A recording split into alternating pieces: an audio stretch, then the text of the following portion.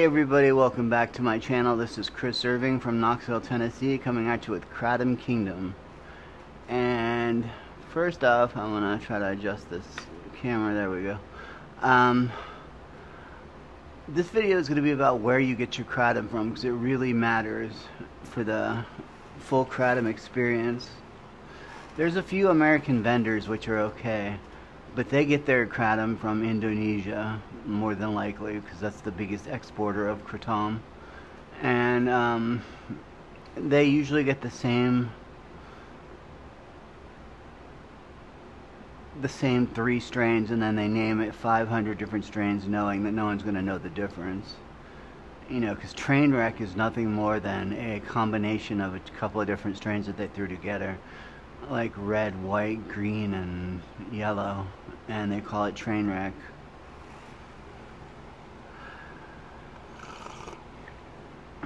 But in reality, you're looking at three major strains: green, white, and red, because those are the three most plentiful, and those are the ones that the farmers have most access to, because their trees are green, white, or red.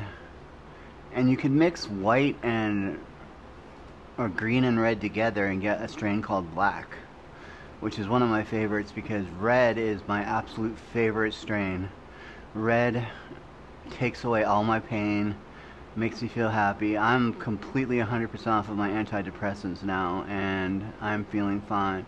And my body, I'm completely off of all narcotics and opiates. And my body, it still hurts a little bit because I haven't had my full dosage of Kratom yet, but I'm working on it right now. Working on it with a red dragon. So that leaves the question, where should you get your Kratom from? I prefer to get it right from the source, because then I know how long it's been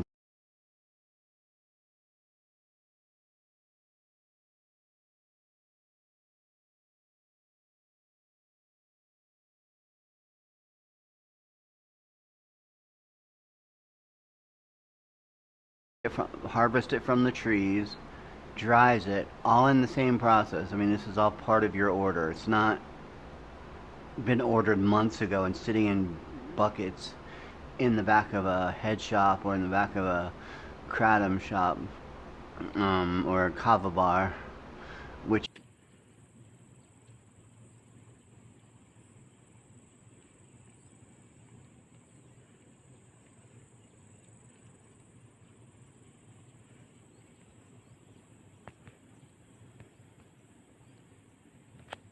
half as many, which saves me a lot of money, because he sends vacuum sealed envelopes that are about that thick, full of green, red, and white Kratom.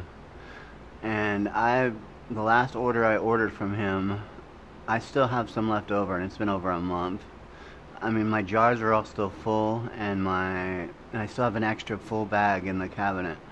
And it was about $175 for 3 kilos, which 3 kilos is a lot of Kratom. It should last you a hell of a long time.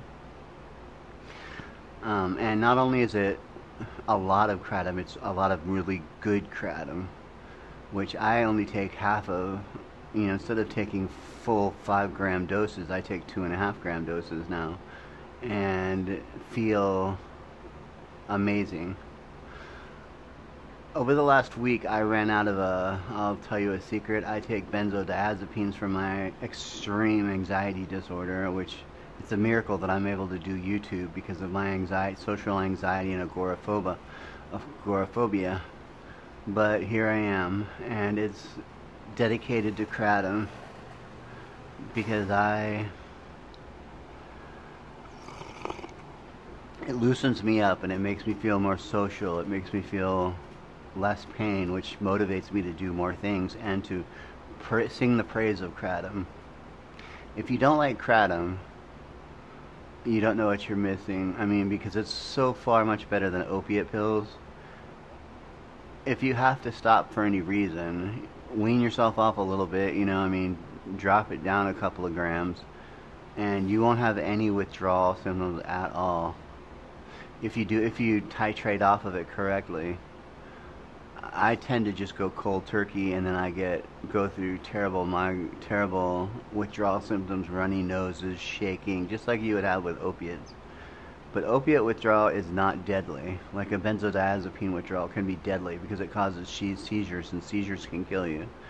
And I have a tendency to take too many of my anti-anxiety medication, so I run out before the month is over and have to go through cold turkey withdrawal. And the last month I had a grand mal seizure, ended up on the ground, gasping for breath, wondering what the hell just happened, peed myself, and hit my head on the ground really hard, and woke up I don't know how long later on the ground on my back, wondering what the hell just happened, thinking that I had and it had to be a grand mal seizure because it threw me from my desk to the floor halfway across the room.